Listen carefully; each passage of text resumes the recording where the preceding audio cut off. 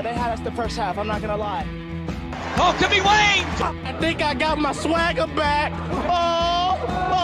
I love it, baby! Them orange britches. Something about them orange britches. Tennessee wins! By Tennessee, Jawan Jennings. Jennings makes the catch. Ball hit high in the air into right field. Going back is Sayre. And Tennessee can say hello, win column. A grand slam in the bottom of the ninth. You can't draw it up any better. We just won a basketball game, and we're very happy right now. McGrath for the win. He got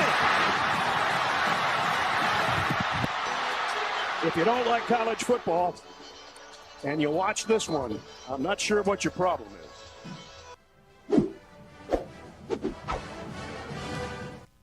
Reddit did to do, and welcome into More Important Issues. We are live at the White Claw Hard Seltzer Studios here at Fan Run Radio. Thank you all for joining us tonight as we prepare for the Vols to head north.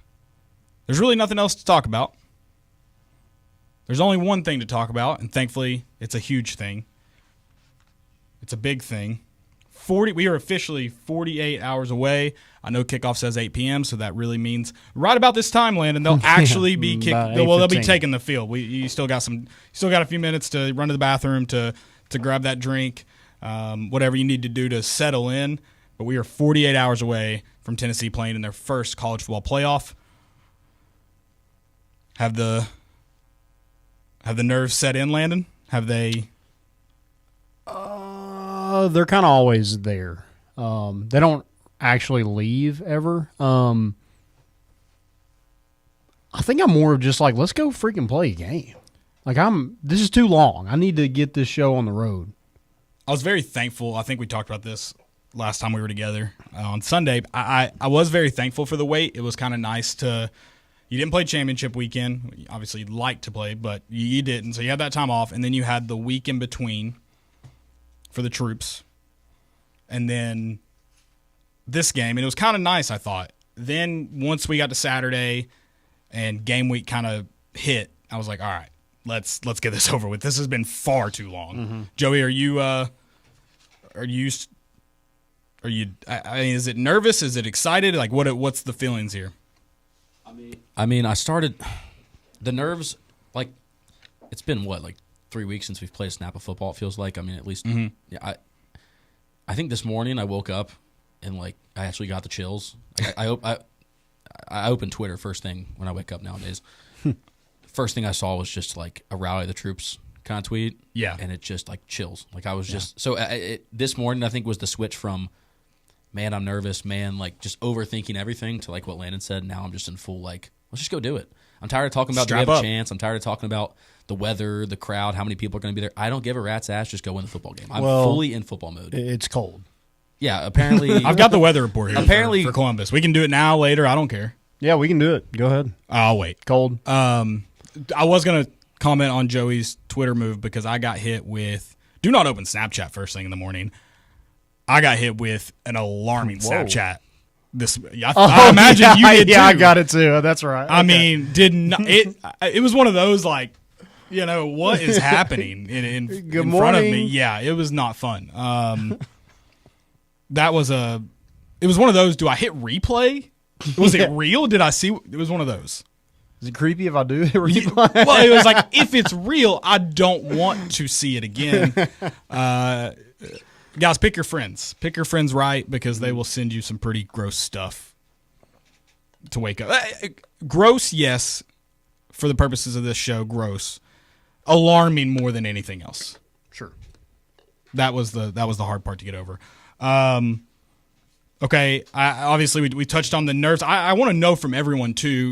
We get this Tennessee-Ohio State matchup. We were all mad about where Tennessee was in the rankings and the seeding. You should have. We tried to prepare you though. I would like to note that we knew it was going to happen. Do you feel? Because even in that moment, I never felt bad about this game. I didn't love it. Still don't love it. I'd rather be playing in Neyland and would prefer to play a team that I don't think has true championship aspirations. But I never felt. I was never like, well, good season. Yeah. Have you? Do you feel better than you did 2 weeks ago? Do you feel worse? Is it about the same? I was more mad, not of the matchup, just the fact that we weren't at home. The matchup, I think, is what it is. You did know that was coming, though. So you weren't like me. My anger was kind of like, I told you so. Don't like. Yeah, 100%. Okay. I still think it's dumb, but especially when you look at the other matchups. Right. And I mean, here's the thing about Tennessee not hosting a playoff game. You beat Arkansas, you're hosting or have a bye. So that is on Tennessee at the end of the day. Yes. Yeah. So it's nobody's fault but their own. You just don't ever want to leave anything getting into the playoff or hosting up to the committee because they'll find a way to screw you. Exactly. So, and they did, but at the end of the day, you are in the college football playoff, and they can't take that away from us. So let's just go up to Columbus and do what we do. The cavalry's coming. A lot of Tennessee fans are making the trip, and I'm interested to see kind of how orange this stadium actually is. I mean, there's a lot of people going to Columbus that I know personally.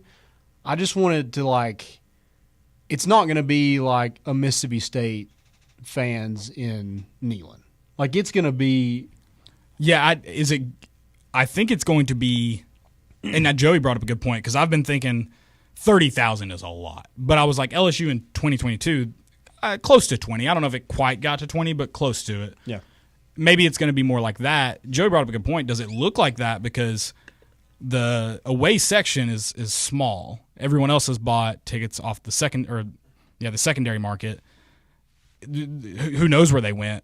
Will it look as orange? Also, we know black jackets, gray jackets. There's not going to be a lot of orange jackets. If you're wearing a black jacket, orange jacket, gray jacket, I get it. It's cold, hard to find orange cold weather gear. Wear an orange hat so we can see you, please. I will say this: do not be fooled by the broadcast because it's nighttime. They'll use red lights. Orange will look red in the red . That's not a and a lot of people have black. Oh, you think coats. this is? You thought about this a lot. Yeah, I you think this is going to be a grand conspiracy? I do. They're I going to change think the they're going to lights pan out. It's going to be red, and that's exactly when ESPN's going to pay. Okay. ESPN's ESPN's going to pan. ABC, I think. ABC, yeah, it is. ABC's going to pan out to the crowd, and it's going to look like a lot of red. And Ohio's pumping tape. in fake fans is you want to pump in crowd noise. Something new. You're just using light scheme. Use a white, and you're going to realize how much orange there is. But you're right. There's going to be a lot of black coats, maybe gray coats. Don't look out for the ESPN broadcast. Go to Twitter and find after the first timeout or touchdown how loud Rocky Top is. That is your judgment of how many people are in the shoe. There is no. Yeah. But don't wait for Ohio's Tate Barstool dude to tweet, "Where's all the orange?" It's hidden, okay? It's there. I promise you. Wait for the booze after your first bad drive. Probably up as it's there. You get it. I would like to, as someone who has found entertainment in Ohio State prior to this matchup. He is a troll. He is someone who pokes the bear, who wants to get a reaction out of you. That is really, really funny from afar when you're not involved. Now that I'm involved, Ohio State, you're an idiot, and I hate you. It's that simple. You're making the wrong enemies.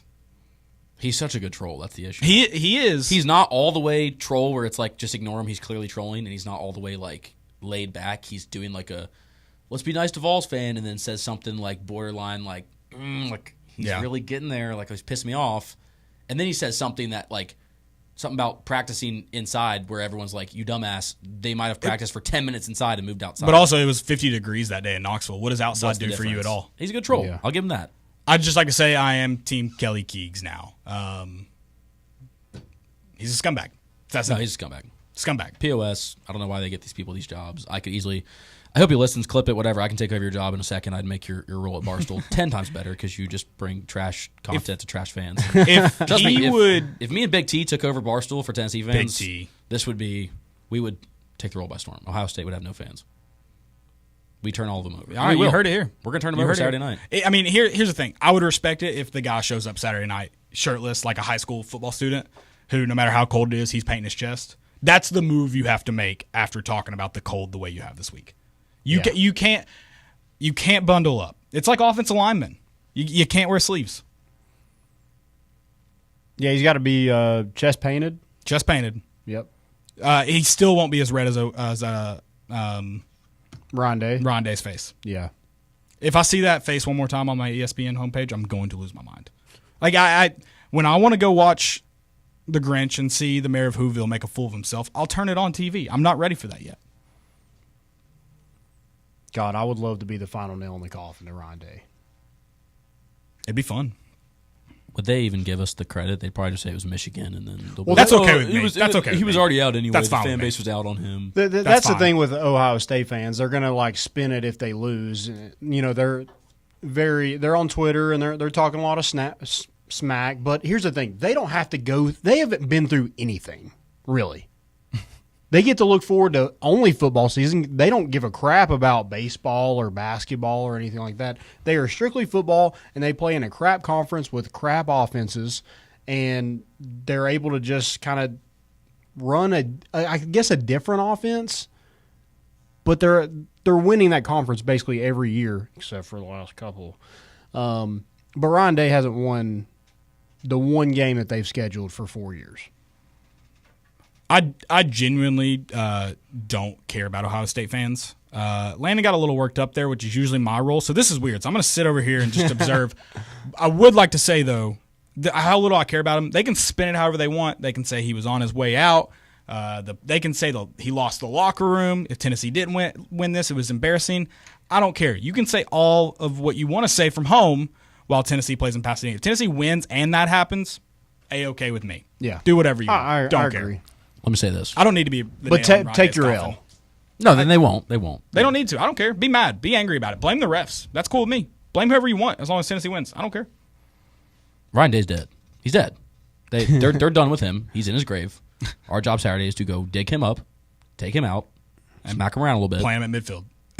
Plant a flag in him right back in the ground. Like, just, he's already dead. Like, they are out on Rondé. You lost 4. Like, you just, I mean, imagine if Tennessee scheduled, like, I can't say Bama because you guys lost to Bama. Whatever, that's different. All right, we had our But slumps, we went through okay? we fired the coaches. We've been We through the fired pits them. of hell and came out on top. But if we Yeah, scheduled, Ohio State has not gone through what we have gone through. no, they have no grit. Not even close. They got baby hands. They're soft. Yeah. Charmin ultra soft. I mean, he's lost what? How many games? 12 games in 4 years? Is that right? I feel a health concern coming on. I feel he's going to learn from his old boss finally. Yeah, he should go to a bar and stick his finger somewhere. Finger, elbow. Whatever. He's elbow deep. That was knuckle. That was at least knuckle. We'll talk more Tennessee Ohio State matchup. I'm fired up for this show. Obviously, adrenaline's probably gonna be pumping until we finally kick off in Columbus. Stick with us on the other side of this break. It's More Important Issues on Fan Run Radio. Spray Foam Genie is the ultimate solution.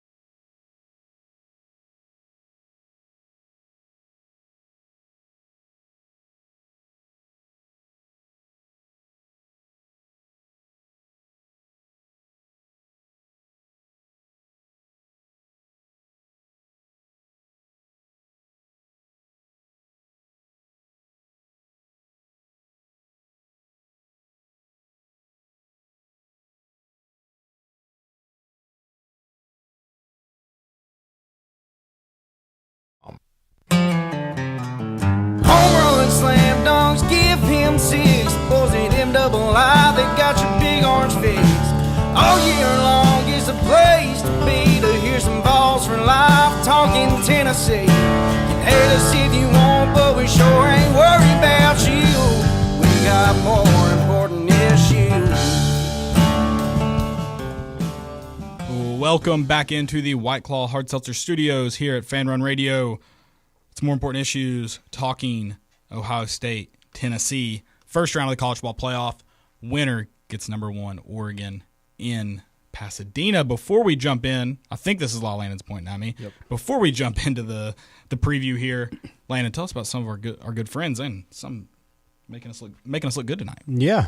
Our good friends, Hovey Dry Goods, is presenting sponsor of More Important Issues, and they hooked us up with some new hats, favorite hats already. I just put this on for the first time, so I am all in. It makes me feel better. Slap this on. It makes me feel better. I love these hats, so you should check them out too. Go buy some hats. Use promo code MORE, M-O-R-E, for those of you who don't know how to spell. If any Ohio State fans are watching. Could have been thinking about Christian Moore, to be fair. That's true, yeah. No extra O. No extra O. Just one O. Yeah. Use promo code MORE for 15% off your entire purchase. So go do that now. I would say there's plenty of time for Christmas. I don't know that, but I don't want to spoil any Christmas gifts because there may be a listener to this show, but I ordered it today for someone. Okay. It's gonna be close. Okay. I mean, I might be chasing the mailman down on Christmas Eve. There you go. Trying to get it. There you go. Yeah, guys, go check them out. Love those guys, and they are headquartered right here in Tennessee. Local. We love local. We're local. Support them. Shout out. Use more. Spend less. Ohio State, Tennessee. Is Nico's name going to be harder to pronounce after he hands Ohio State that L? Yeah. I can't think of it. Like, how would I say it? Because I kind of have to think how to say his name in general. Mayava. That might be easier. Shout out Ohio State for giving us this. It sounds like I kind of have a lisp. I like it. Yeah, Mayava.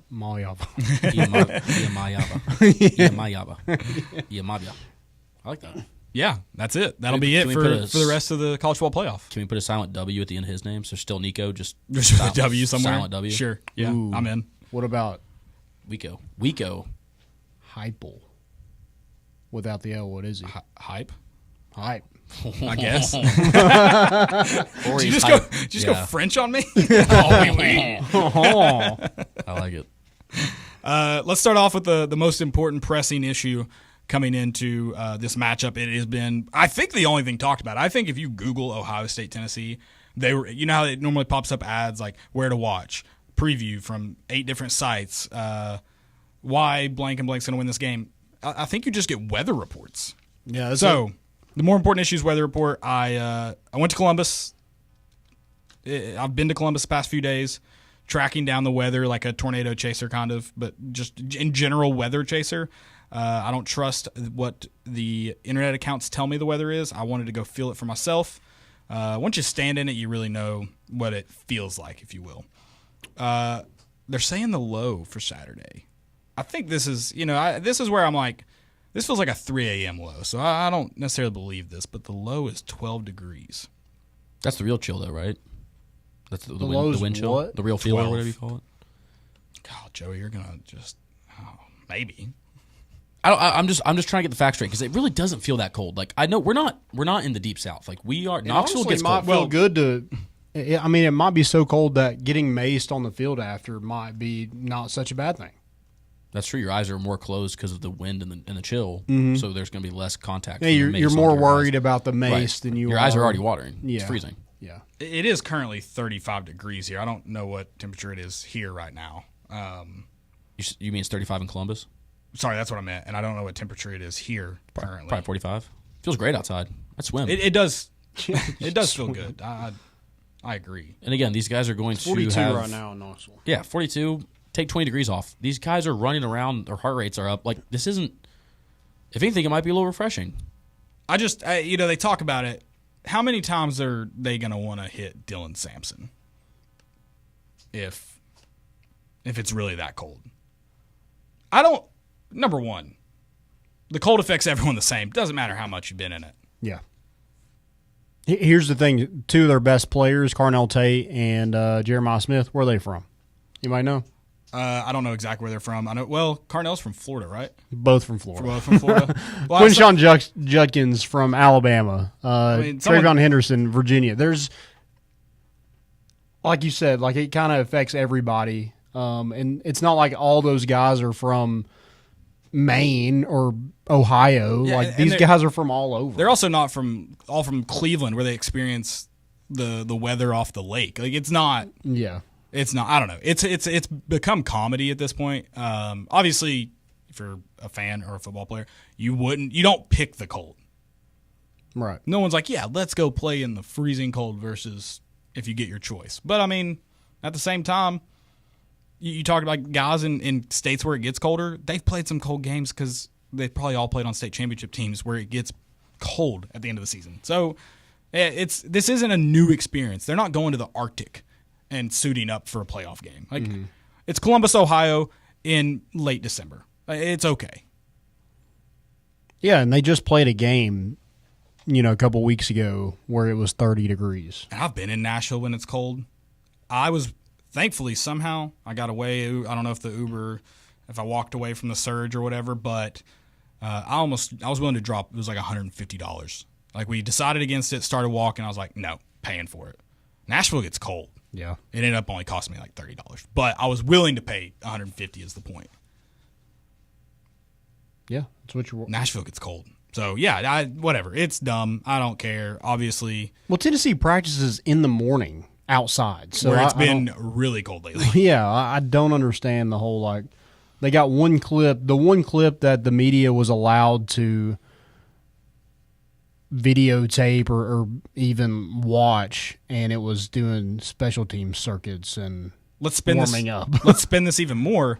Wouldn't it be dumb to warm up in the cold? If you have an indoor facility, like you want to get warmed up, it's in the name. You would think. Where it's warm and your muscles can get stretched, and then you go and you warm up a little bit outside just to get used to the elements, but you actually stretch the muscles inside where they can actually get warmed up. It's in the name, people. Yeah. I mean, you're simulating being in Columbus. You're going to be in the locker room, come out for warm-ups, Yep. go back in the locker room, come out on the field. So if anything, start inside, come out, go inside for your break, come back out. We're a step ahead, and they can't. The brain cells aren't there. And Tennessee, it was talked about on ESPN over and over and over. I mean, that was Holly Rowe's entire job that night. Tennessee didn't even have heated benches against Georgia when it was cold. Has Ohio State played a game without heated benches? Probably not. Also, I think the heated benches thing should be like the coach's headset. If one team's out, the other team can't have it. Yeah. That should be the rule. It's an advantage. We spent too much time on weather, making fun of people who care about the weather. I do want to actually talk about the game. Also, Tennessee's 1-0 all time versus Ohio State. Just would like to make sure that's known. I mean, even if they do win, they still won't have a winning record against Tennessee. That's right. Tennessee's obviously kind of in for it. This matchup, like it's the first round of the college football playoff. Like this isn't going to be walk into Vanderbilt and expect to win and really just kind of handle one person and you're out of there. This is a challenge for, both teams. It's a challenge, though. I think let's start where I think Ohio State is the most unpredictable, and that's on the offensive side of the ball. And I've had this take. I'm like, if Will Howard can just not have an all-time game against Tennessee, which Tennessee's been really good at doing, I really love Tennessee's chances. Landon, I did a little digging. Not much digging. A little digging. Can you guess Will Howard's best game this season? It was Oregon. It was Oregon. And they lost. Yeah. So now I'm kind of out on that take. Well, also, like I think the merit of that take stands, but he can also have a day and not be the worst thing in the world. Yeah. Oregon's a really good football team. Here's the thing with Oregon is they can't stop a nosebleed. They made Drew Aller look like a Heisman candidate. So how they made quarterbacks look, I'm not really looking at a whole lot. Here is the thing with Will Howard. The games that they have, the big games that they've had, besides the Oregon game that they've won,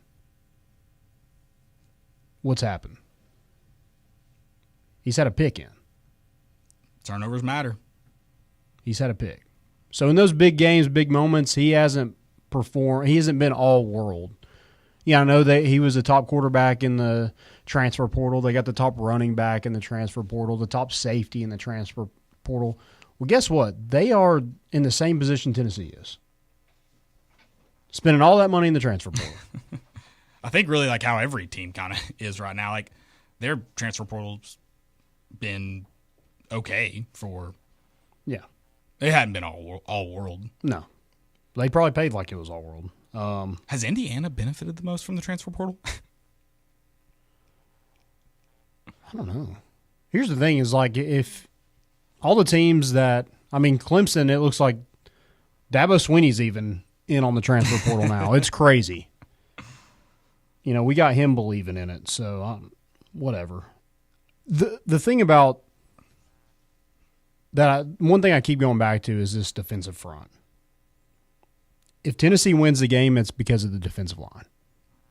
I think it's both sides of the football. I think because we've talked about the MVP, like who is it going to be?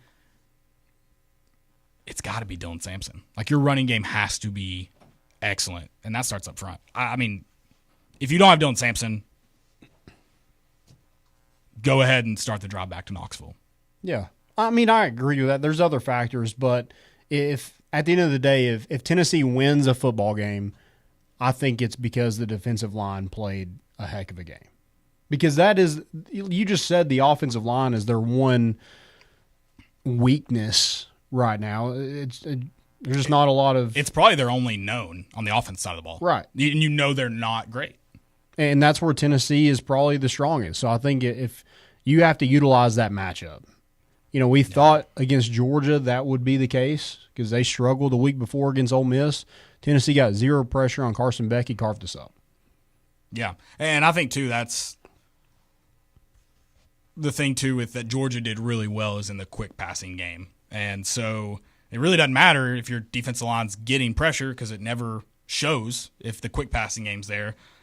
Can Tennessee limit that when Ohio State uses it like they should? If they don't, yeah, fire him. I don't care if you win. Like if that's it's and Tim Banks has got to trust his defense, his secondary, really, and linebackers to make plays. I mean, you got to allow them or to make a good enough play that you can get pressure. If you're not challenging those receivers in the first 5 yards ever, especially the tight end, defense pressure doesn't matter. Like the pressure up front doesn't matter. James Pierce is never going to get home. Yeah, Tyree West, Joshua Joseph's never going to get home. And now I think that's the frustrating part about Georgia is it looked like the defensive line didn't play great. They didn't play great. But you also were like, how would we ever know? Yeah. Yeah, they utilized the tight ends, and Tennessee couldn't cover them. Now, the one thing with Ohio State, they have the best receiving core in the country. I have to think they're going to want to try to get the ball to them. That's what I would try to do. And they don't really utilize their tight ends a whole lot, especially as much as, Tennessee uses a guy like Miles Kitselman. And that they haven't targeted him much. Like I don't know how the tight end shapes. Like do they all of a sudden start? I don't know. You don't want to create a new identity, right? But you also have you mentioned a very very talented receiver core. One that they didn't. I mean they targeted Jeremiah Smith twice in the Michigan game.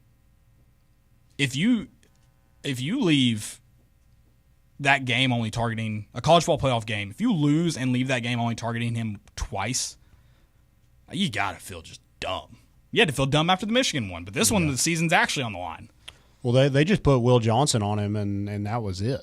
And I think Tennessee's got to do something. I mean, they kind of left a blueprint to how to beat Ohio State. You got to get pressure. Even though they didn't get to Will Howard, he was not able to just throw, like just sit in the pocket and throw. Right. They couldn't run the ball, and then when they were trying to throw, they were trying to do the quick stuff, and that's how they got 2 turnovers. Jumping routes and playing man up, winning a one-on-one battle. And Jermod McCoy and Ricky Gibson, those two have to do that against Mbuka and Jeremiah Smith, and then whoever's in the slot with Carnell Tate got to do the same thing. Yeah, I mean this is a big nut up game for Boo Carter probably. Yeah, I agree. For at least the majority of it. He's played excellent as a freshman, but now it's a task that, on paper, I don't know if impossible is the right word, but pretty dang close. It looks impossible to try to contain that. Mm-hmm. If Boo Carter leaves this game and you're going, Carnell Tate didn't really impact it, find an NIL deal that won't let him go anywhere, ever. Let him go Diego Pavia route and just keep asking for eligibility if that happens. That's the thing. Jeremiah Smith gets so much love for being a freshman. Boo Carter is literally our punt returner. That is – and our starting nickel, which, you're up at the line of scrimmage. You're covering usually the fastest receiver in the slot. Right. So, that's a difficult task for a true freshman, and he's done it well. I also think, I mentioned him being a punt returner. With Ohio State's defense being as good as they are, having him make some plays in the kicking game is going to go a long way for Tennessee. Yeah. Get a short field, get 7 points out of – I think it was in – I forget what game it was. It was right before – I think it was Vanderbilt. Right before halftime, gets a good punt return. Tennessee's able to get 3 points because of it and go into halftime with 3 more points. That's you need a guy like that to kind of flip the field because he is. Do you see him on offense? I don't know. What about the fake punt that UNLV did last night? Yeah, that was awesome. That rocked. I'm in. Yeah, Jackson Ross to Boo Carter. Sure. Kidding me? I don't want to preview. You mentioned the field position. I don't want to preview my score prediction too much. Of course, we'll have those in this show. I think this game is going to come down to who has the better field position. I don't think it'll be a high-scoring affair, and I think you're going to look and you're going to say who's able to flip the field. How many times was Tennessee able to avoid going 3 and out? Then who can benefit from? I guess it's not even the best starting field position because that's one thing Tennessee struggled at is always capitalizing on field position. Who can capitalize on the good field position when it starts or fight back from the bad field position? We've seen Tennessee benefit from it a little bit, but it's not been. There's some offenses in college football, not necessarily this year, but they get good field position. They're, maybe at their own 40 or in, and you're going, that's touchdown. Yeah, or at least points. This is happening. Tennessee's not been able to quite solidify themselves as that. But if you do that in this game, if you are the not only winner of field position, but if you are taking advantage of winning field position, whichever team it is, I think wins. And, yeah, hopefully Boo Carter gets a chance to flip the field because I think he's going to have plenty of opportunities too. I guess if they kick to him is part of it. Mm-hmm. Yeah, and getting them to punt's going to be – you got to be big on third down. And I think that's where a guy like James Pierce, who is kind of on the fringe, 15, 20 range probably is where he's being projected in the draft. With all eyes on this game, this could be a game where you're like, this James Pierce guy's pretty dang good. I think I'll take him in the top 10 now. And that's for all, Omar Norman Lott's another guy that I think could make a lot of money at the next level with him being, he's an interior guy, but he's also has the quickness about him to be a pass rusher in the interior. So, just a big game for the guys up front. And, man, I just think that's the matchup to watch. If Tennessee wins, I think it's because the defensive line looked like they were one of the best units in the entire country. I think it's absolutely critical. I agree with you there. I put the challenge on both sides of the football, and I think part of it too is talk about the offensive line being effective for Dylan Sampson. I think they have to be effective for Nico too, and I think that's one thing they've gotten better at, and it's required Nico to get better at too, is recognizing that when they've given him clean pockets, whether it be to step up in, roll out in, even when they haven't been perfect pockets. Mm-hmm. And Nico's been better later in the year of recognizing that, okay, this is a clean enough pocket to escape. And so I think if you can allow him to do that, I think this game gets a little bit easier. And then, of course, sticking with Tennessee's offensive side of the ball, I need our receivers to make catches. That's all I'm asking. There's just been in that Georgia game, I just think it's an entirely different game if some of those drops are not the case. You can't you can't make mistakes for them. Yeah. Their defense is going to create mistake opportunities. Don't gift them mistakes. Yeah, just like Nico, if you got an open wide receiver and you miss that, that could come back to haunt you in a game like this where, that is a really good defense that you're going up against, probably one of the best in the country, and you got to make them pay for, when a guy's wide open. Yeah, absolutely. Josh Heupel, get some guys open for him. Yeah. Give him the opportunity to do that. Just let Dante Thornton run a freaking slant and take it to the house. Yeah. It's not that hard. I want to see more of that. and I think Nico's got to do a good job of, if something's not there, like he's got to make something out of nothing with his legs. Mm-hmm. Also, like if something's not there, it's okay to get rid of the football and not take a sack. I just don't think you're going to set yourself up for failure if you're constantly taking sacks. Or trying to make plays from those, sack opportunities. I think you look at that Alabama game, his interception, I'm trying to remember it back now. I can't remember if it looked like he was throwing it away or if it looked like he was going to throw it away and then saw, I think it was Brew McCoy late and decided to try it. Whichever it is, though, that incomplete pass is nowhere near the disaster of that interception. Yeah. Understand that you're going to lose some downs. Not every play is the play of the game. Just don't let it turn into the play of the game for them. You trying to do it. And I don't think he's been someone who's necessarily tried to do too much too many times this year. Just when he has, those mistakes have been highlighted. The NC State interception felt very forced. The Alabama interception I'm talking about, I think he went to throw it away and he got tackled as he was doing it. Just get rid of that ball earlier. That play was eaten up. Just throw it away. But it hadn't been too many times this year where he's just tried to make a play and it get blown up. But he has forced some stuff. But I mean, for a true freshman, you're talking about redshirt. When you're talking about being able to count those number of plays on your hands, like that's a good thing for sure. So I feel as good as Nico as I probably would with any quarterback. Yeah, I mean, he's thrown 5 in interceptions on the season. Like, that's still, like, he's not like he's missed any games. Like, he's played a lot of football so far this year. For him to only have 5 interceptions as a redshirt freshman is solid. And I think he's playing his best football right now. Whereas I do not think the same about Will Howard. I think that's kind of I don't know if Tennessee as a whole is playing their best football, but there's definitely some pockets of Tennessee that I think are important and crucial that is playing their best football, and I kind of think it's the inverse for Ohio State. Yeah, agreed. And I think I know a lot of people are like, what's the head space for Ohio State? And I think it's, if I'm Tennessee, I'm going for a knockout punch. Yeah. First thing, you go drive the field, score a touchdown, those 80,000 Ohio State fans that are in the stadium or 70,000, whatever, probably going to be real quiet. I don't think, even leave. I don't think they'll be quiet, Landon, and that's what I said. I think this home game for Ohio State could end up being a nightmare scenario. Yeah. The way it is.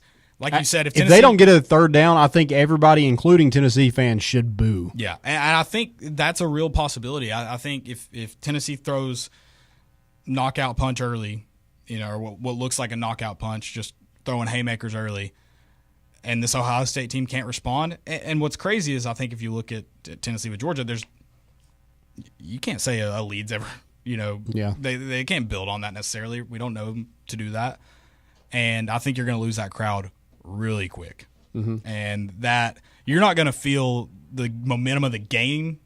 You are going to feel that momentum of the game against you, but you're also going to feel the momentum of the crowd. And I know there's some people who have momentum's bogus. When there's 100,000 people leaning on that momentum, you can feel it. Yeah. If you've been in a stadium, you can feel momentum shift in the gasp or the cheers of crowds, and you can feel it. You can see it happening on the field, that momentum shifting. They can lose this crowd real quick, and it may be tough to get them back in. Like you said, they could be rolling, and a third down, not converted, they're booing. Yeah. Yeah, it's going to be fun to kind of watch how this game unfolds. I also kind of have what is Ohio State? I know it's hard. Like that first year of Josh Heupel, in the second year, the offense it looked easy. Yeah. Against good defenses, looked easy. And the past 2 years hasn't been as much. I think there's been coaches that Tennessee plays every year that have adjusted a little bit to the tempo, and Tennessee's not going as fast too. But Ohio State's known they've been playing Tennessee for 2 weeks. Like, how do you really prepare for 2 weeks for that tempo and Iowa. I know Iowa and Ohio State are two totally different teams, but Iowa in that bowl game had no answer for it.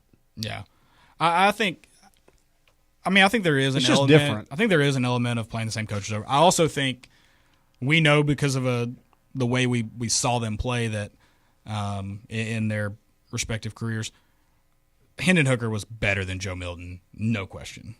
And I think what we know about Nico right now, Hendon Hooker's better. So I think you see an offense, and Nico's look good in this offense. I think you see an offense that is hinged on having a really, really good quarterback. And I think this offense goes as far as Nico takes it. If Nico plays well this game, if he plays really, really well, this could be a scoring affair of 2022. I mean, probably not with Ohio State's defense, but it can. You can see it, I guess, in the way they play. Yeah. But I think if he plays really bad, you'll see that. And I think if he plays how he has later on in the season, you'll just see what you've seen. Like, it won't be any different, and you kind of know what you're getting yourself into. But I think this offense goes at the pace its quarterback does, and I think we've learned that over the last 2 years. Yeah. And it seems to be like it's speeding up, especially I know here's one thing. You cannot fall down 14 points. No. Like that, like you did at Vanderbilt. I just think that's asking a lot to come back with as good of a defense as you're facing. It'd be pretty. I don't want us to go down 14. It'd be pretty sick to come back from that, though. It would. Playoff. Yeah. If you have to go down 14 to win, do what you need to do. Right. But yeah. I'd prefer to win not doing that. Yeah, Josh Turbyville just kick it through the back of the end zone. Sure. That's not that hard. We've seen you do it a lot. It's not that hard. Another thing, Tennessee can't kill themselves. Like the pre-snap penalties, I think Ohio State is one of the least penalized teams in the country. You have to make it a little bit easier on yourself. Which is wild that they're the least penalized team, because I saw a tweet today that was like, all right, this puts it in perspective on how we view referees. An Ohio State fan, Ryan Day said something about officials. Each of these folks have statistics as well. They're studying the officials and how they officiate games, which watching tape on an official has to be very boring. Respect to that GA that's doing that. I respect it because that's a smart thing to do. He's not wrong. They're humans. They have tendencies. Is that how Connor Stalions got his? I'm sure. I'm sure. But the response was, I don't know why I put my phone down. I wasn't done reading. Targeting will only be called against Ohio State, and Tennessee won't be called for a single hold, which would rock if Tennessee didn't get called for a single hold. There won't be a single hold called on James Pierce. I can guarantee you that. I mean, I think the only way to get a hold call if he sold his soul to the devil. Yeah, they So have we to need to like be worried rip if his they call. jersey off. Even then. Yeah, even then, probably not. I will say, I sat in front of James Pierce's dad at Vandy for the game. We're not the only ones that are struggling. I mean, he's having an aneurysm over there. And this is, what, week 11? Like, he's got to be used seeing to it every a little week. bit, He's used to it. He's still, I mean, This is my fault. I said when Tyler Barron left, I was like, good, we'll get holding calls now. And they just transferred that power to James Pierce. Yeah. Tearaway jersey is the answer. Get him a tearaway jersey. Mm-hmm. Condredge Holloway tearaway jersey. You'll know if he gets held. Or it won't matter. It'll just rip and you'll get it right. Yeah, that's good point. Good point. Yeah, that's so they did put it into perspective, but I'm also like, yeah, buddy. I mean, Tennessee does it. I mean, the pre-snap penalties have been bad. The defensive ones are frustrating. Line up correctly. Yeah. And James Pierce, I think you have been screwed a few times where your reaction is just that quick and you're that quick, but just back up half a yard off the ball. Mm-hmm. And you probably don't get called for it. The problem is you're in the offensive lineman's pocket before the ball gets back to the quarterback. Yeah, I mean, my thing is the interior defensive linemen that are lining up. You can literally see the ball. Look to your right or left, and it's right there. If you're, you should know. If you if have you're to offside. look under yourself to see the ball, you're in the neutral zone. And if your helmet's over it, you think your helmet's too big, get a new helmet. You don't need that Visus or whatever it is. Elijah Simmons cannot afford a new helmet. Thing's massive. That's said with love. I don't hear him. That's a good point. His number, though. his number doesn't get called for being offside. Yeah. That's a good point. And also, the Visus, everything I've read is like those are the ones those should really probably be the only football helmets in operation. Yeah. Concussion wise. But, I mean, if they're causing us to jump off sides, I don't care. That'd be crazy if that was the reason. I'm in for changing if that's why, but that'd be crazy. Yeah. We said all this, and I think it's kind of our duty to talk Tennessee up. I think this is going to be an incredibly challenging game. I think the penalty is one aspect, talking about field position. Don't give up good defensive field position because you can't stay penalty free, stay onside, can't jump, whatever it is. Don't give up good offensive field position because you're downfield on a pass play. This isn't flag football, offensive lineman. If you think the ball's getting thrown, don't go. Yeah. Just stay. Don't go. It's crazy. Don't hold. That's a harder thing to do. I just want to say that, though, the simple aspect of it. Yeah, wait till he crosses the goal line after he scores a touchdown, and then you can run down there. Yes, do that. That penalty is very frustrating. The false start as an offensive player is very frustrating. You know when the ball is going to get snapped. That and the illegal man downfield. I'm just where are you going? Well, and like Tennessee does, they're not as fast as they have been in the last couple years, but it's still faster than 99% of the teams in college football. Like where are you going? Like you're going so fast anyway. Why are you in such a big hurry? Adrenaline's pumped. Yeah, I guess so. Feels like it happens on the slow plays, to be fair. Yeah, it does. Don't slow it down. That's the answer. Mm-hmm. Don't slow it down. Guys, stick with us on the other side of this break. We are going to give our predictions, our very bold predictions. Landon was leaning Ohio State, but I think by the time we get back at the top of the hour, he'll have Tennessee in the lead. So stick with us. We got another hour left on More Important Issues on Fan Run Radio.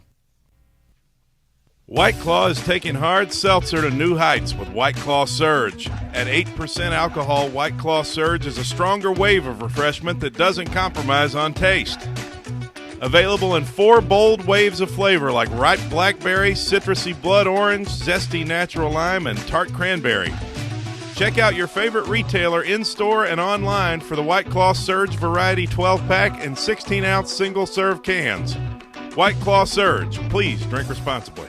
There's no time like now, and that's why at Twin City Hyundai on the world-famous Airport Motor Mile, we're calling this month Nowvember. Now is the time to come get the largest Christmas savings, even before Santa specials next month. Now is the time to get those early Christmas presents ready for your loved ones. Yes, with the awesome bows. Now is the time to get the perfect ride at the perfect price, no matter what you're looking for. Now is the time to get to our Nowvember sales event all month long on the world-famous Airport Motor Mile at Twin City Hyundai. Happy Nowvember. Ready to launch your career? Axle Logistics is a leading third-party logistics company where excellence is an energy. With an award-winning culture, Axle proves that positive outcomes come from a positive environment and a work hard, play hard mentality. At Axle, the drive for success is infectious. And with an uncapped commission structure, hard work isn't just noticed, it's rewarded. For those with big goals and even bigger dreams, Axle Logistics is the place to start your career. You're listening to FM 105.7 and AM 1340, WKGN Knoxville, and W289CU Knoxville, Fan Run Radio.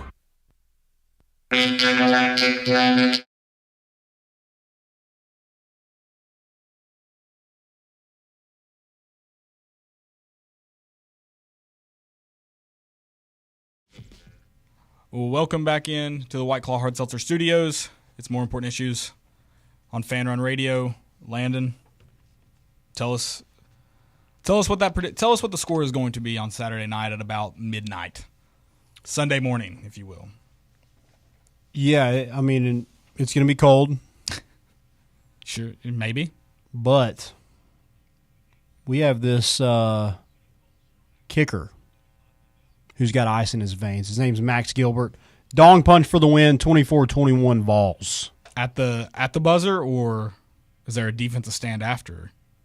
No, this is at the buzzer. Yep. In the cold. Yep. How long? What's his max on Saturday? I would say a 42-yarder. 42. That's a tough kick in that weather. Yeah. That's the hardest. Like, your hands get to a point, and you're usually wearing, most receivers nowadays wear gloves anyways.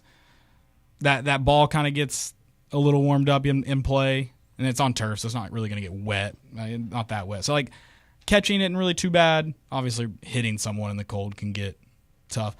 Kicking, your foot never gets used to it. Like, that ball is always going to feel like a rock. Yeah. So that interesting. 42-yarder. He had to get some help from the post on the 50-yarder. Yeah, I'm sure those fans will just be give a little blow through the uprights. Sure as a special teams guy, I'm in for Max Gilbert. Well, it's gonna be no doubter. No doubter? No doubter. Well, I know. Right down the middle. I've never been wrong about a kick. I can't remember the last time I was hope wrong they about have a kick off the foot. The All-State hands just waiting for it. It's going right there. Oh, that's real good then. Oh, yeah. It's good from 60. Yeah. Okay. Yeah, it was good where they were going. Spraggins is going to plant the flag. Does he get iced? Oh yeah, he gets iced. Rondé has a timeout. But then I think he gives a little nod to Rondé. He just says, "I am ice." His face is probably going to be redder than Rondé's. Oh, probably. It'll be a red off. Rudolph. I've got a similar score. I don't have a Max Gilbert dong punch. I like that prediction. That's great. I should have done that. I hate I didn't. I do have a tight one. I do think Tennessee has to score a little bit more than we've seen in these close games with them, their losses in particular. But I do have it Tennessee 28, Ohio State 24. The over cashes. What's the over? 47? Yeah, over hits. Sure. Okay. I like that. No dong punches at all. We're just 28. 28. Ohio State may have one. I don't know. I don't know where that comes from, but it comes from a field goal, obviously. I don't know where on the field it comes from. That's another aspect. Now, we mentioned Nico's playing his best ball. Max Gilbert is, and Ohio State's. He's on a streak. Yeah. Their kicker was 1 for 3 against Michigan. So, Joey? Final score? Final score. 24-20. But, so 24-17, Vols at the moment. Ohio State marches down the field, tries to get something, sells for a field goal. It's now 24-20, 8 minutes left. They got to stop the Vols. Vols march down the field a little bit, ends up, maybe punting? 3 first downs. Ohio State gets the ball back with 2 minutes left, tries to work down the field. Give me a 4th and 7, Ricky Gibson, deflected pass. Not intercepted, bat down. Because that's what we're trying to do on 4th and 7, right? Just bat down. Yeah, we don't need that. We get the football back no matter what. Get on the ground, football back, 24-20. They've got 1 timeout left. Run it out, 57 seconds left on the clock. Dang, I thought you were going to say Will Brooks right on the chest. See, I wanted that. I kind of want like a Bama style, but I'm just going to. I kind of want a Joshua Joseph strip sack. I would love all those, but just. I thought you were going to go. We're going to drive the field for 8 minutes and put the game on ice. That would be awesome. That would be. Very unrealistic, but I like it. We're in the Maryland eye the whole time. Yeah. Josh Heupel is furious when he gets back in the locker room. 8 minutes without a score? Yeah. If he's furious after that one, I can't help him. All right, so I was a little premature in our going to break, but this will give you time to really think over your score prediction. I want to hear it, see it, believe it, unless you have Ohio State. I don't want to hear it. Let us know your score prediction. You know what? Give us your weather prediction, too, on the other side. Go ahead and get those ready. Yeah, but we never know what the weather's going to do here in East Tennessee. That's what Ohio fans don't know. If the weather's predictable up there, that's good for us. We know what it's going to be. It could be anything on Saturday in East Tennessee. So we'll take the prediction. Yeah. Take the predictable. Man. Stick with us.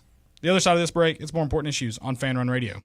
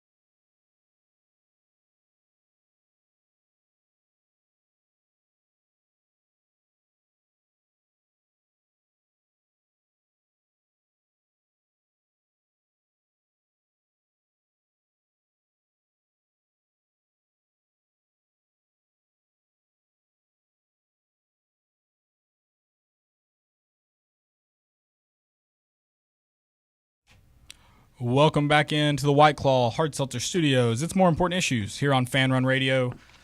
Landon, obviously we're very excited about this Tennessee-Ohio State matchup on Saturday. The last game Saturday night, the last game of the college football playoff first round. But there is plenty of good football starting tomorrow night. Really starting tomorrow if you're into bowl games. Some of you sickos are like me, and I think I'm gonna take the TV to work like March Madness because there's 3 games on during the day, 2 maybe. Regardless, bowl season rocks. But college football playoff Friday night. I honestly couldn't care less about bowl season. Here's the thing. It's weird. I won't pretend that this bowl season has been super exciting because I've thought so much about the college football playoff, and it wasn't until yesterday that I was like, oh, like not only are bowl games starting, they're going to start being on during the day, which is awesome.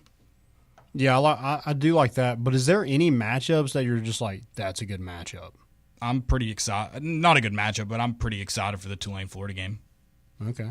I just want it's going to be interesting because Florida finished their season strong. Do they care about their bowl game? I don't know anything about their roster right now. I think it's interesting. Know. And you have a 9-4 Tulane team.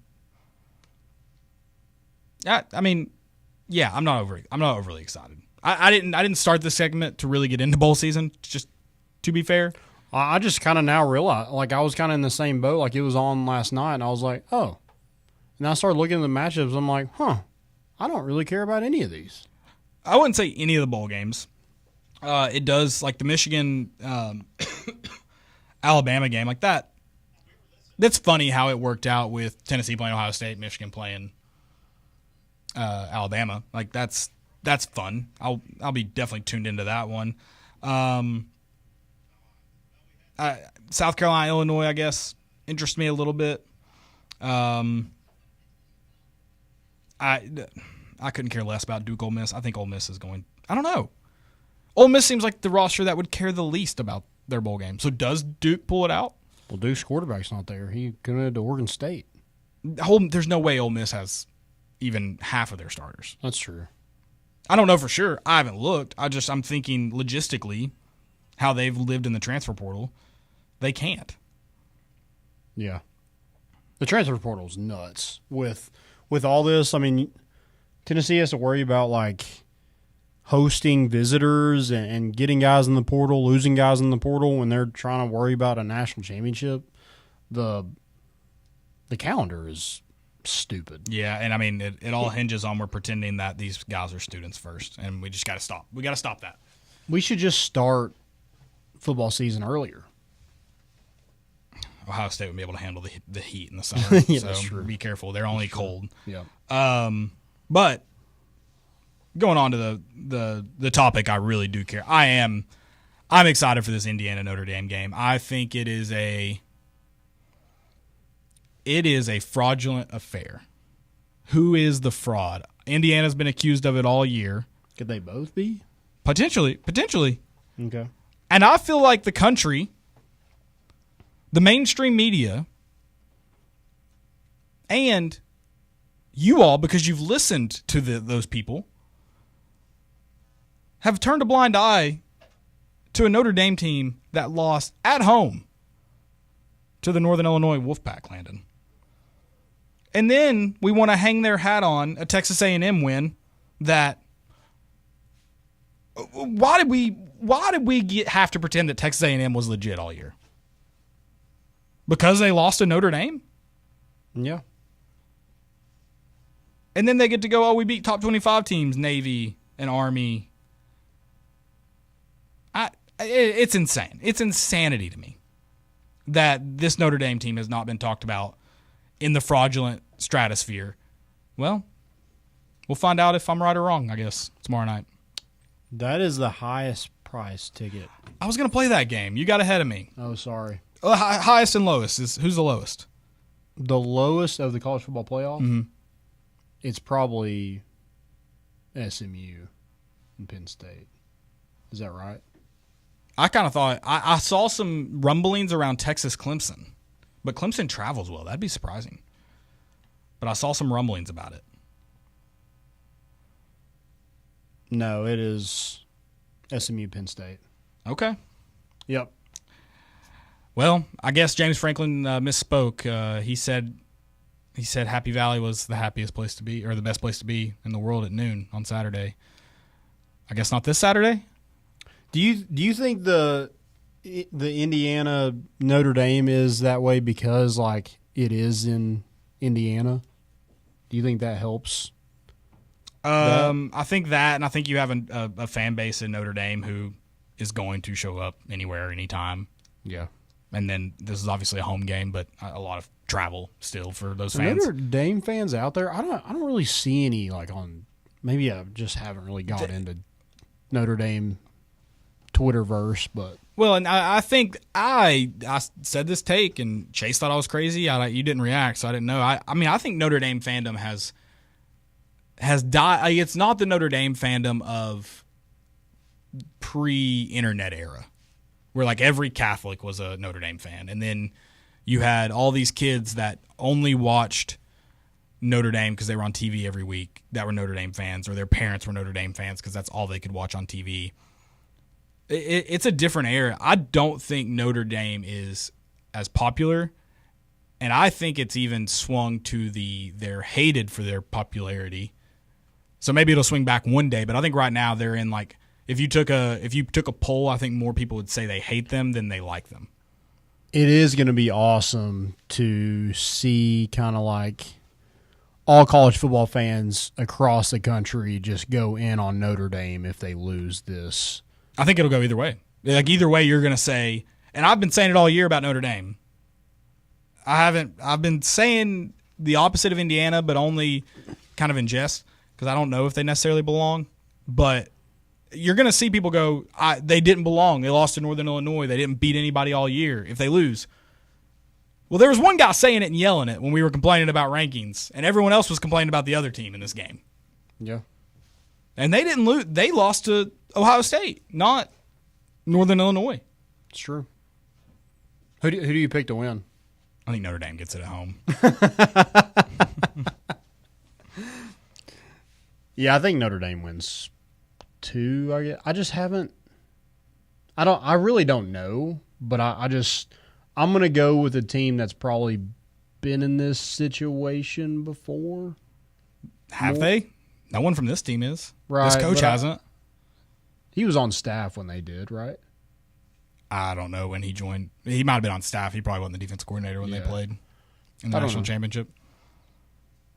I would.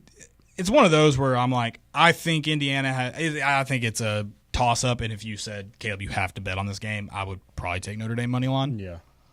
I'm not thinking Notre Dame runs away with it. I think touchdown at home is fair. I think this comes down to probably it's a home game that Notre Dame definitely has more talent. Yeah. I do think Kirk Cignetti has the leg up in the coaching. I think it also, like, if one of these teams gets beat pretty bad, like, I do think that kind of sets – like, if Notre Dame loses this game, I think, like, next year, any game that they lose, they're going to be punished a lot more because of it. I don't trust this committee because those people are old heads who think of Notre Dame as Notre Dame. That's true. I guess you get someone under 30 in there, and I would agree with you. But until then, all these people think they don't want to. They don't want to mess with Notre Dame. I would agree with you in like 10 years if that happened. Joe, who you got in this game? I'm still taking Notre Dame. Okay. I've been off Indiana all year. Same with Penn State. They're going to win, but I hate them. They're going to be in the semifinals, and I hate them. I don't like Notre Dame at all, but, they'll probably win. Yeah, they got a nice little cakewalk, Penn State did. Crazy. I mean, I don't know if I don't know if I have them in a semifinal right now. Unless they look very different against SMU, and it's like, oh, okay, James Franklin, he's always been a playoff guy. I don't know if I have him. Because he hasn't won a big game? Is that what you're part saying? Of that. I mean, I just don't think Drew Aller's the guy to do it necessarily. I don't think they're this overly impressive team that's just like that. I'm like, yeah, pencil them in past Boise State. Yeah, I just got to think like physically up front. I think Penn State probably dominates SMU and Boise State. That's why I think. I think SMU, yes. Boise State, maybe. Yeah, I just think like the roster's talented. They've got dudes on that roster. I mean, those two running backs, Katron and Singleton. I mean, those guys are legit. Oh, they're an incredibly talented team, but I mean, look at their season. Like, it's not necessarily translated. Yeah, I agree. Because I mean, they're even when they were winning, it's not like it was always easy for them. Like, I think those two, and maybe Indiana are the only three teams I would have Penn State winning against in this playoff. I'd probably have them beating Notre Dame. Okay. I'd probably take them over Notre Dame. That'd be. I think it would be an ugly game. Yeah. But I think I'd probably take them winning. What does Georgia do without Carson Beck? It's gonna be interesting. Because I mean, like, you're Penn State right now. Like, you got to be feeling good as a Penn State fan. You're like, I mean, SMU, Boise State, potentially Georgia without Carson Beck. Yeah. And a guy that got his goober knocked loose a couple weeks ago. I think they definitely that side of the bracket is a joke. I think whoever is playing well right now is going to like playing on that side of the bracket. Yeah, sure. But Penn State's obviously, outside of Georgia, obviously the most talented team on that side of the bracket. I'm not denying that. I think it's just look at the history of this James Franklin Penn State team that I want no part of James Franklin. I say, as a Tennessee fan, from afar, I'll laugh at him and I'll clown him for the bad, the disappointing losses throughout his career at Penn State. However, he has Tennessee's number, and I don't want any part of him. Yeah. I agree. But does he have SMU's number? Does he have Boise's number? Does he have Georgia's number? We'll find out in this week's episode of the College Football Playoff. Clemson, Texas. I think it's Texas. Well, I guess we'll go in order. SMU, Penn State. We're all picking Penn State. Is that right? Yeah, and I mean, I think this is a game, too. I think this is where Penn State's always going to be in trouble against anyone they play, though, even when they're more talented, is not only are they accustomed to the ugly games, the dogfights, the trench wars, but they seem to prefer it. Yeah. And the problem with those games is one explosive play, one blow up. And when you look at these 12 teams, we've talked about it, we think the committee mostly got it right. That means any of these teams have the ability for those explosive plays. If this is a dogfight, if this is ugly, you don't want it to be that way for 4 quarters. So if it is going into the 4th quarter and dogfight ugly, I mean, I think it's going to be one of those things you're like, ruh-roh. Well, yeah. SMU could blow us wide open. I mean, SMU looked dead in the water, and then they came back against Clemson. So, yeah, what team are you going to get? I don't really know the answer to that. I think these teams couldn't be more different in kind of the way they play offensively and defensively. But, I mean, I just got to think, like, the trenches probably wins, and I think Penn State probably wins this game because of it. Yeah, I mean, I would take Penn State. I am, I guess, taking Penn State. I'm not betting on this game, but Joey, take them. You Penn State? Unfortunately, against every bone in his body. I mean, I've been so against them all year, and I still think they're frauds. But yeah, I got to use my best judgment. Clemson, Texas. I will take Texas University in this matchup. That spread is huge for a team that's not playing good football. What's that now? Like it's 12. Yeah, they're not. But I mean, Clemson, even in their 10 wins, hasn't played great football. I mean, by the hair of their chinny chin chin, do they they beat SMU to be here. That's true. But they did look. I mean, they looked like they were gonna roll. They looked good for 2.5 quarters. Like, they looked really good. Like, oh, this is why you have conference championships. They should have a say if they get in. Well, they almost beat South Carolina, who I think South Carolina would beat Texas. Okay. I think Clemson's going to beat Texas. Really? I think that's my upset of the I first kind of round. like it. I think if a team's got the juice, it's Clemson.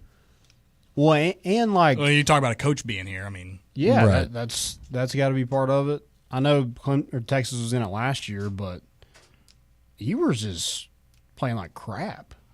yeah, I kind of expected them. I was like, this would be a crazy bold move, but it would be the Saban move, right? If he went to Arch in that SEC championship game. Now, they got dog walked by Georgia the first game of the year, and Texas almost beat Georgia in the SEC championship. But Those were two. That's a different Clemson team correct. than you saw before. Correct, but I'm thinking like Texas does have a good defense. Are they able to just shut Clemson down? Would be like Georgia was able to do earlier in the year. And that's why I'm leaning Texas. I don't see them winning by 12. Yeah, I think that spread is too big for me. I think this will. I mean, this team almost lost to Vanderbilt. Can we just go ahead and say that again? Bring that up. Good point. We're talking about frauds. Texas might be the biggest fraud in this college football playoff. I don't think they're as fraudulent as the 2 in the noon matchup. Okay. Whichever one comes out of that, the loser, I'm fraud. We're calling them frauds. If it's Kurt Signetti, it's Kurt Signetti. You mean that's the Friday game? Sorry, that is the Friday game. Yeah. But Texas is definitely. I think their record's fraudulent. Okay. I don't think they're fraudulent as a playoff team. How did James Franklin get Happy Valley at noon? Best place to be. How did he land that?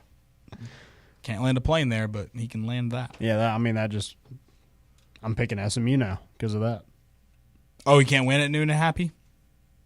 He didn't against Ohio State. Surely they had more noon games than that. I just don't know. Yeah, I don't either. Didn't pay attention. Yeah, it was like my wife said when we got like. I think that was another game Ohio State scored right before the half. We're talking about that? Indiana and Penn State, I think they did. Or they scored close to the end of the first half, if not the last possession.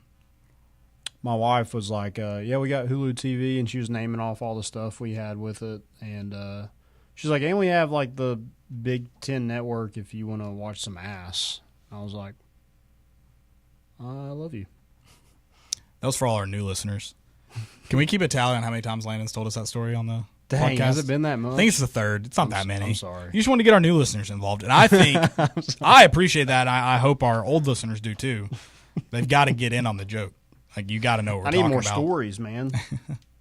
Things are running together. I'm getting old. You are getting old. That is something that's happening. I don't know. I guess the most important thing though in that Texas matchup is, can they just not turn the ball over? Like, I think if they don't turn the ball over, I think they probably win it fairly comfortably. Again, not 12 comfortably, but like it's probably a score the whole way. I mean, if they're not playing well in the first quarter, they just, hey, Arch, get in there. You got to. I don't know if you got to. Have the stones to try it, Sark. Like, this is make a name for yourself playoff run. Also, what do they do after the season? Are they going to have Ewers back? Transfer. You think he does? I don't know. I mean, no idea. Maybe. He was going to go be one of the top picks in the NFL draft, and that is way out the door. It'd be pretty cool if he went back to Ohio State.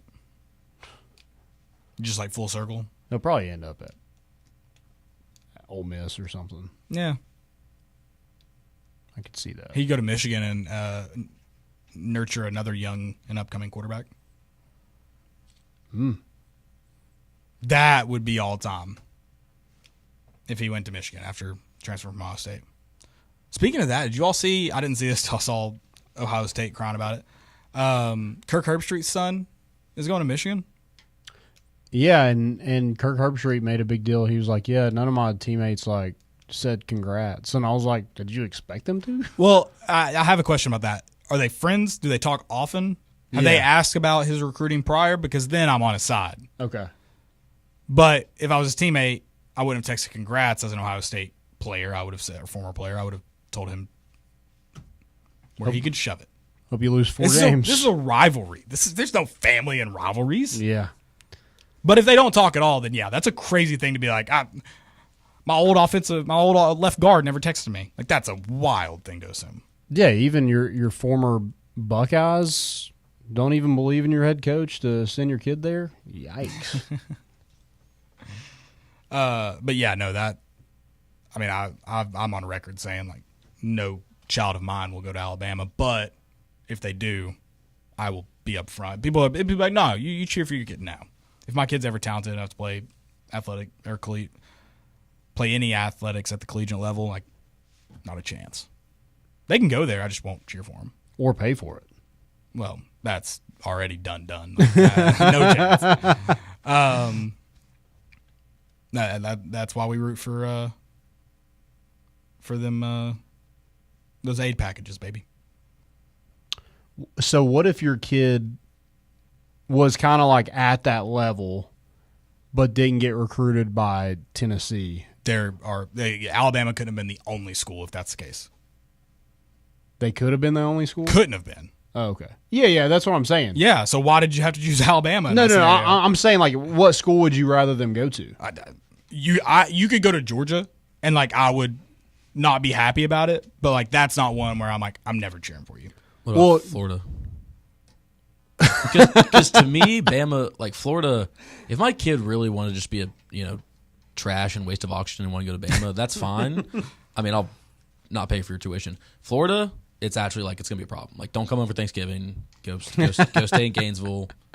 Florida, I would be less upset about. Like, you got to understand, I was taught to hate Alabama. Like, that was drilled into my head. Florida, I would never cheer for them, but I probably wouldn't. I wouldn't do one of the disown type deals, But I would never cheer for. Whereas, like, if they went to Georgia, like, when Tennessee, when they weren't playing Tennessee, I could cheer for my child. Don't call me dad. If you go to Florida or Alabama. Kentucky would be a tough one. Yeah.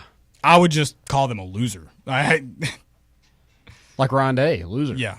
I'd probably cheer for them out of pity. It's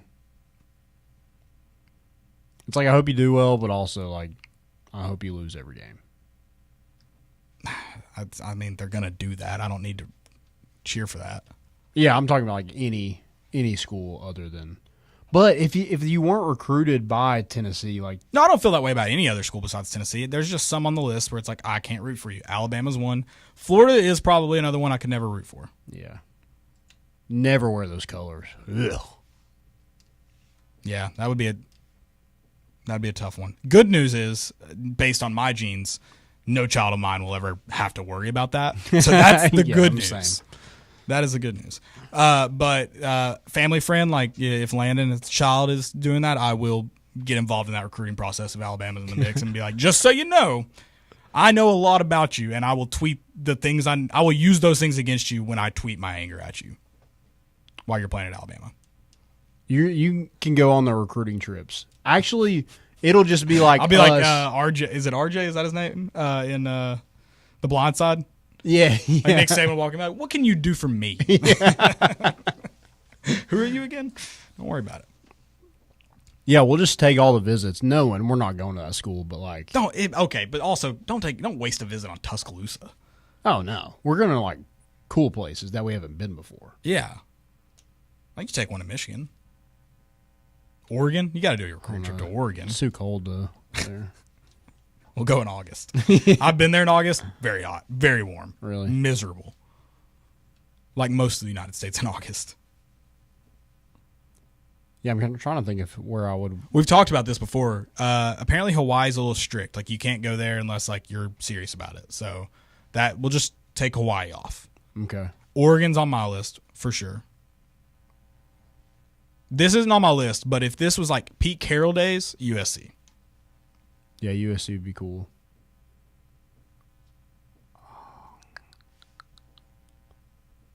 Again, not now, but in when they're good, I think it would be an awesome place to get Florida State. Florida State would be good. So is it 4 now or is it 3 officials? I think it's 4. 4 officials. You take one to Tennessee. Yeah. Even if it's home. Well, you make them put them. You can take an unofficial. Yeah, but you want them to put you in a hotel room. You want them to take you to dinner anyway. On an unofficial. Probably. We're not trying to break the rules in this. I want the NCAA coming for me in my imagination. I want the full. I want them to roll out the red carpet. I think Michigan's on my list. The Big House.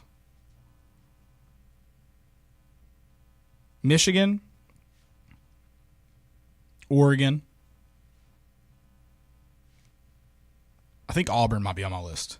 You take one to Colorado just to no, I don't care about Colorado. Auburn's on my list. The biggest reason why, shout out to our good friend Chad Mitchell, he got to take a visit in the Iron Bowl in 2013. He got to see the kick 6 from the recruiting section on his visit. Yeah, that's awesome. Just the fact, I know the craziness that can happen in Jordan-Hare. So assuming something similar to that could happen on my visit, and Auburn's a pretty campus, and I think I'm doing it based off like what team they're playing too. And I'm not doing like the summer official visits. You're going games. No, I'm talking about like that's why I do Michigan. Go to a game in the Big House, big game, either Michigan State, Ohio State, Oregon. I don't necessarily care what game they're playing. I just think you got to take an official to Oregon. Florida State, I don't necessarily care. I think one at LSU would be cool. Like since Florida State can't happen right now because they suck, I'll do LSU. Okay. And I'm getting on that little camera swivel with Brian Kelly. Me and Brian are going to go nuts. L's up, baby. I might take one to Arkansas State just to tell Bush Jones to his face no. I like when they show his media like things after the game. And it's like 6 people. And it's a big room. Like, could you guys not find a smaller room for this? Yeah. This isn't fun. How do you feel about an official at Ole Miss with Lane Kiffin? It'd probably be fun. I think it would be too. I don't know if I'd go there. But yeah, I probably wouldn't. It'd probably be fun. You could take one to UNLV, Vegas. I don't know if that'd be fun as a 17-year-old. That's true. I think Vegas would suck as a 17-year-old. Yeah. Why is it so hot here? It kind of sucks as when you're of age. Yeah, it's not that fun. You been to Vegas, Joey? No, but do you have thoughts on it? Yeah, for sure. You think Vegas better watch out? I'm coming in hot. At some point, I'm coming in hot. I don't know when. They've never seen anything like you. Nope. No, they've never seen a drunken dude in his 20s coming in. Honestly, like to lose $500. If you've been to Harrah's, I mean, that's kind of all the Vegas you really need. If you've been to a casino on a cruise, you've been to a casino in Vegas. Let me tell you.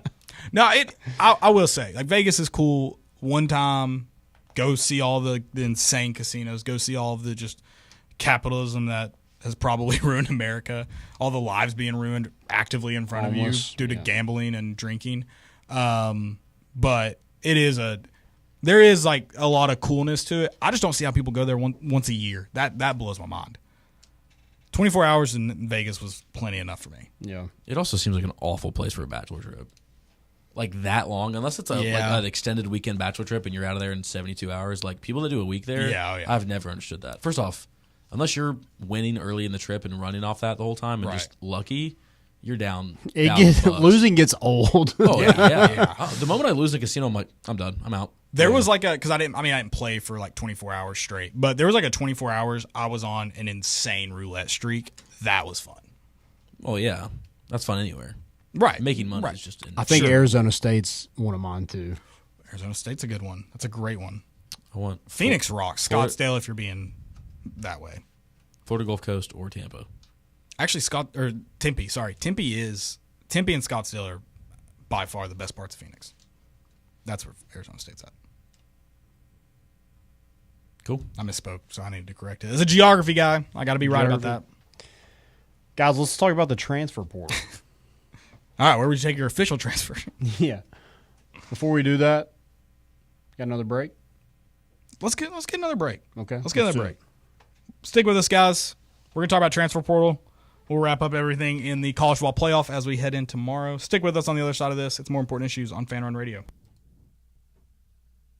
Blackford Veterinary Surgery Referral specializes in surgeries not regularly performed by your pet's general veterinarian. They're currently accepting referrals from vets all across the country. With their newly renovated state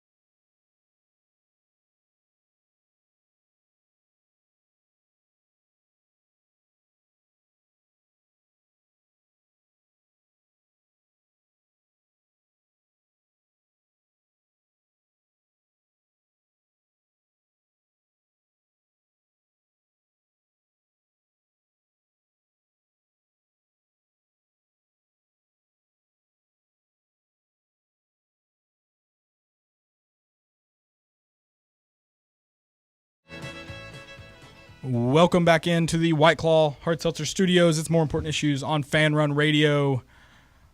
We are getting closer and closer to Tennessee's kickoff in the college football playoff. We do have some bad news we need to discuss. Landon, I'll let you carry that away. Take that away. Not all of it's bad news. Sure. Okay. There's some good news. Good point. Good point. I just think the transfer portal is chaotic. It's insane. I mean, that the fact that there's like people like on their fifth school, it's like, good Lord. You like moving that many times? That is a lot of moving. What is your bad? Is that the bad news? The bad news is just transfer portal in general. Okay. Because I was gonna say Carson Beck's officially out for the playoffs. So planning for. I mean, not that that's really Yeah. I thought that you were gonna cue in that bad news, and I was thinking. Oh, I don't care about that. Yeah. I would say great news. Obviously, we don't ever wish. No. But now that's already happened. Yeah. We can be happy that the coaching staff made the right decision for Carson Beck's future, and just so happens to be Tennessee's future as well if they make the big one. That's a good point. Yeah. Again, I don't want to see Carson Beck. I want to see him have a career after he can play the Vols, not. Yeah. Unless he's healthy for the championship game, that would. So yeah, that would. That wouldn't be good. That sounds about right, though. Yeah, that's probably going to happen. Yeah, Tennessee landed a big transfer, so we'll start with the good news first. Wendell Moy Jr., inside offensive lineman from Arizona, also from Long Beach, California, was all Pac-12 in 2023, was a freshman All-American in 2022. So just a solid get on that offensive line who, I mean, besides Lance Hurd, I mean, you're replacing everybody from this year. Well, maybe Currick gets a waiver, and I'm just not going to bank on that. NCAA doing something right. I mean, they gave Diego Pavia 2 years, which is crazy, but it is funny. There, I do have a stupidity, and this is Sark. He was asked about the JUCO thing, and he was just like, I think it's crazy that people are going to be 27, 28 years old playing college football. When Sark went to, guess where he went to college? BYU. But also, that's not a new thing. Right. So his argument's just flawed. Yeah, that's what I'm saying. Well, not even the BYU perspective. Like, we have plenty of guys due to COVID, due to just 7 medical red shirts or whatever. Like, old dudes playing in college football is not new. Yeah. Well, I mean, and the junior college route has basically went away with the transfer portal. There's no reason to try to really get – I mean, you might get – I still don't think that's going to change that much. I know a lot of people are, this is going to ruin this for high school recruits. I don't think this is going to change that much. Like, no. Those JUCO guys that were going to get taken were going to get taken if they had 2 years eligibility. Like, there's not any guy on a JUCO roster that you're like, we'll take him if he has 4 now. Yeah. Well, most guys can go pretty much – yeah, they have to have the grades and stuff, and maybe that's the only reason why you're going junior college. But most guys can go to a smaller school, play for a year, and then just go to a bigger school. Like, if that's what they're using it for, right? You don't really have to do that anymore. I think everyone that's acting like this is going to be chaotic nightmare. Will there be a few guys that maybe get picked up because they're seen as talented enough, and if they get them in the program, like maybe here and there, that's not going to be this grand scheme that's drawn out by these college football coaches, though. Yeah. I don't think so either, because I mean, Tennessee added 2 in the last couple years, Jamal Wallace and Larry Johnson. I think it's cool that those guys will get a few extra years of eligibility, but it's not like they are all world. I don't think any JUCO player is going to be – I don't think Cordell Patterson and that's another thing. Kamara are going to be coming out of junior college. The really talented JUCO players usually are going to go to the NFL as soon as possible still. Right. So they're not taking a scholarship up for 4 years. It's going to be – the Diego Pavias of the world are going to be very rare. Yeah. Like there would be, like Cam Newton would not go to junior college now after Florida. He would probably go somewhere else. If Diego Pavia was at a bigger program, this wouldn't be a story. That's true. Because they'd probably be recruiting over him. Yeah, he's not starting anywhere else. He's not good. If they, I mean, is it even a story if he doesn't beat Alabama? That's the only reason why Vanderbilt is even relevant. It's probably not as big of a story when it starts. When the ruling comes down, probably so, because people are still going to act like the sky is falling because of it. But it's not from the get-go. You're right. Yeah.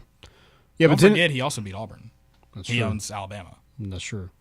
The Vols did get a big get in Wendell Moy Jr. I think a really nice addition to that interior offensive line. Somebody with experience at Arizona.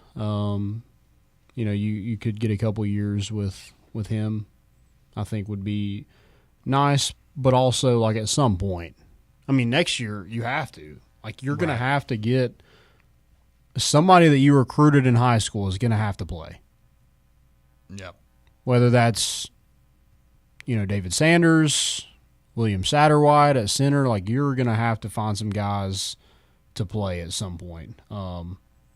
But Tennessee has done a nice job like getting pieces on that offensive line from the transfer portal, and they added another one this time around as well. Yep. Also, in the transfer portal, you had some former Tennessee players that have landed at other spots. You had Jordan Matthews end up at Vanderbilt. That's crazy. I don't know. Does she like losing? I don't know. Jalen Smith to Mississippi State, and then Caleb Webb was at Wake Forest. Wake Forest got rid of Dave Clawson. Now he has changed his commitment and I guess signed with Maryland. So, yeah, just some interesting. I mean, Jordan Matthews, Jalen Smith playing Tennessee again next year. Yeah. That'll be it's hard to just even care about it. I don't know, about the transfer portal. It's hard. Yeah. But it is crazy. I'll try. TJ Finley's on his 5th school. That is I don't disagree with people how dumb it is, but also this isn't the players' fault necessarily. I don't necessarily agree with what they're doing. This is the NCAA's fault. They didn't prepare for this, and now we're here. Mm-hmm. You had years to prepare for it. You knew this was coming. Everyone knew this was coming. Well, I think James Franklin had a good point. He was just like, I mean, yeah, did I hate losing my backup quarterback before we make a playoff run?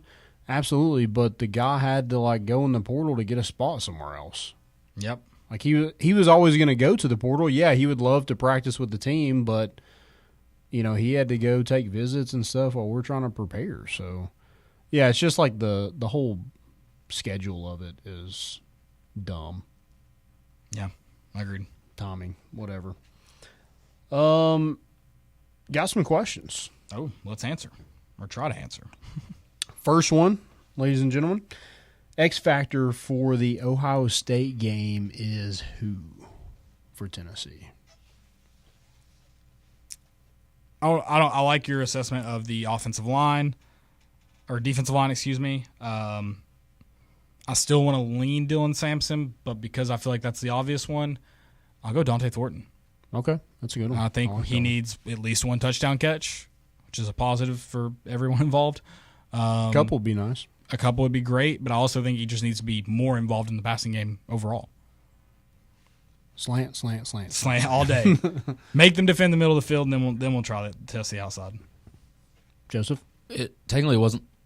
I mean, if it's not one person, I'm just going to say the front seven. I think if you're just able to actually keep Will Howard on his toes and put pressure and actually force those, bad throws to get at least a pick, take care. I mean, if Dylan Sampson does what he does and the offense continues what they're at least able to do, I think that's stable. I think if the front seven doesn't show up, then you're going to have to make up points on the offensive side that you really haven't been able to do all season, like coming from back. Like, you haven't really had to lean on the offense all year. It's really been a very defensive heavily, like, saved your ass. So, I mean, at the end of the day, if you walk out of there with a win, I have to say the front seven's the big contribution. Yeah. I know we've talked about Boo Carter, and that was probably up there for me, but I'm going to go a little bit more in that front seven. I'm going to go with Arion Carter. Two really good running backs for Ohio State and Henderson and Judkins. And one thing that they put the ball in – Michigan put the ball in Will Howard's hands and forced him to beat him, and they leaned on their secondary. I think Tennessee needs to do that. Lean on that secondary, stop the run, and I think force Will Howard to beat you. And right now, I think I like Tennessee's quarterback over Ohio State's. I don't know if that's crazy talk, me being a homer or whatever, but right now I think Nico is playing better football than Will Howard. I mean, I don't think it's a homer take. Let Ohio State fans take their quarterback though, if it's a homer take. Well, let's find out. We'll put the ball down in just a few hours. Biggest rival, Nico won those. Ooh, good point. Good point. Yeah. Real quick, are you going to the next question? Yeah. Before we do that, we missed, in my opinion, the greatest play in all of football tonight. We did. The L.A. Chargers, at the end of the half, attempted a free kick, and Cameron Dicker, from 47 or 48 yards, I can't tell exactly, made it to go into halftime. 57 yards. 57? What did I say? 47? My bad, 57. How does that happen? So if the on a punt, the returning team, and I think they have to say it before the punt occurs, can elect to, after this play, take a free kick, and the returner has to fair catch it, and the free kick occurs from that spot. They line up like a kickoff, but your kicker has the opportunity to score 3 points in the uprights. By kicking it like a kickoff? Yeah. He lines but up. there's still a holder. There's a holder. I think you have to kick it off the ground in the NFL. Okay. I don't know what because that's a high school rule. I don't know how it's applied necessarily across all leagues, but we've actually talked about this. Is that the first time it's happened? No, it's happened a lot. Not a lot, but enough that like people are aware of it. Oh, okay. Interesting. It doesn't happen like super often or anything. He drilled it too. Yeah, he did. Might have been good from like 63. Nice. When no one's in your face though, it's warm ups. It's true. No one's putting pressure on that ball. Yeah. I'm never letting Boo Carter fair catch it. He's running it to the house. No, it doesn't have a lot of faith in your punt returner. In my opinion. It also can be drop kicked, which is of interesting note. Be crazy. I wouldn't want to do that. Well, not from that far, but I mean, hey, if it's closer, why not? No, if you have the option, just take it on the ground. But drop kicks are sick. Yeah. If not Tennessee, who wins the college football playoff? I mean, I feel like Oregon's the obvious answer. I don't know. Yeah, and if Georgia doesn't have Carson Beck, is it? Sorry, Joey, is it Penn State? No.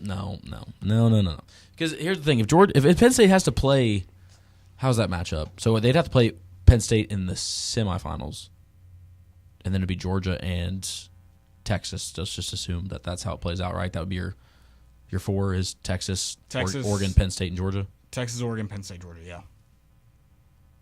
I don't see it. I don't see them winning. I see them maybe somehow getting past Georgia to get into the championship game. But if they have to play Oregon, if Penn State somehow goes and wins, and beat Oregon, and they beat Ohio, or if they beat Oregon, and that's really it, because SMU and Boise is not impressive. But fine, I'll eat my words. Penn State, you're not frauds. I was shocked that they played with Oregon the way Oregon plays football. Just sloppy Big Ten. That was impressive. I mean, it was a shootout. Yeah, 36, 33. What did it end up being? It was only won by a point, and it was like 35-34. I thought it was 3 They won on points. a field goal. Maybe I don't remember, but it was. Penn State scored a lot more points than I thought they would, which makes me think like Oregon's defense might be kind of. That's what I'm saying. They're just frauds. Big Ten is frauds. And Oregon's a good team. Don't get me wrong. They'd probably beat Tennessee. This is stupid, but I'm going to say it. Is it Ohio State? If it's not Tennessee, is it Ohio State? It could be. If they get past Tennessee, Ohio State has the makings of a championship team. Yeah. If they get past Tennessee and Oregon, I don't know why you wouldn't. I mean, you've now played probably the winner of Tennessee Ohio State going to be the national champion. I think of the three teams, that's Tennessee, Ohio State, and then their bye opponent Oregon. I think that's very easily the best three, and I think that's probably more than likely where the champion comes from. Yeah. With Carson Beck not playing. Yes, Georgia. If Carson Beck was going for Georgia, I wouldn't be saying that. Yeah. I'd probably take Georgia. Yeah, I probably would too. I agree with that.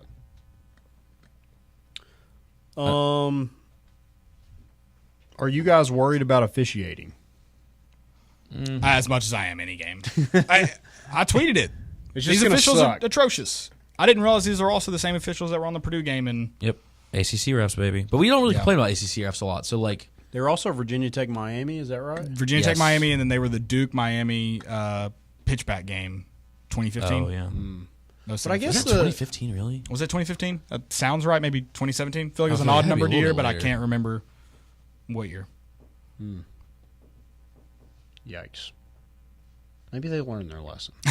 I guess like in the Virginia Tech Miami game, they called what everybody thought was correct. The review was wrong. That's why I'm worried. They got the review wrong. But that's even worse. The you review get in the chance Tennessee, to slow it down. The review in the Tennessee Purdue game. I mean that like again that's you can't. Well, I know that's true. Yeah. It's just a call of Porter Park, but it's the idea of like you shouldn't have to go to review on that. Like that, if you're at the goal line and the guy was staring at him. I mean, that was. I don't even want to get worked up again, but that was so. Atrocious. I mean, the knee. Well, they called forward progress down, didn't they? Not in the knee. Yeah, they no. That's what I'm saying. They called forward progress, but I'm like, you yeah. never even like gave it a chance. Like he's still churning. The feet are turning. Like, right. That's, like you're on the ground going. I want whatever ref let Dylan Sampson get 10 yards of boosted from the entire. Like, I want that. I want to be safe this game. Yeah. Yeah, just swallow your whistle, I guess. I mean, well, call it, but like let's not have a. Listen, just call a good game. That's all we're asking. What if we just got like high school refs, like the best high school refs, because they're still gonna be like, you're just gonna probably get awful calls. I don't understand how that crew, knowing their history, gets this game. Every ref has a bad. But if there wasn't one this year, you're telling me there's not 12 good crews without one of the biggest controversies in college football this year, officiating wise, right? I mean, that's one of the few I can think of off the top of my head. There's not 12 crews better than that. That's crazy. Yeah. And really, you just need 4 of the best crews this weekend. Not even 12. Yeah, that's true. I guess, yeah, you know what I'm saying. So that's crazy. But yeah, not any more than normal. Not any, I mean, yeah, put the ball down. Maybe this is a get right game for them. You know, they screwed us against a Big Ten team. Maybe they help us out this time. That'd be nice. Yep. I would like to try to change like the tone of how we, as fans, I can never do it because officials just grind my gears, just arrogant. But we just only we never boo them. We only don't even give them a good call because that would then imply that we're saying there are bad calls out there. It's just always just even kill, next play. We all make mistakes. I know that's a fantasy. I don't even want to do it to be like, oh, we should treat officials better. I want to do it to see if you would get the benefit of the doubt on calls. Or you might get people that actually want to do that job too. Sure. People who are competent. Yeah. Although there was one when I was still coaching, there was one team that had a coach that would lose her ever-loving mind. I mean, she would tell this referee that not only was he or she ugly, but so was their mother and their father. And she would lose it on them. And then they would start getting calls. And it's like, how? It should be the other way around. How? Officials are weird people, man. They are strange. They're people. They operate on a different beat than everybody else. But we're big fans of officials. I do love how they all come in all shapes and sizes too. Like you have some that are just yoked, and some obviously they don't care what they eat after this game. I love a good ref jog. And I will say what about the high knees guy in basketball? That guy's electric. Oh, I retweet him all the time. You know I love him.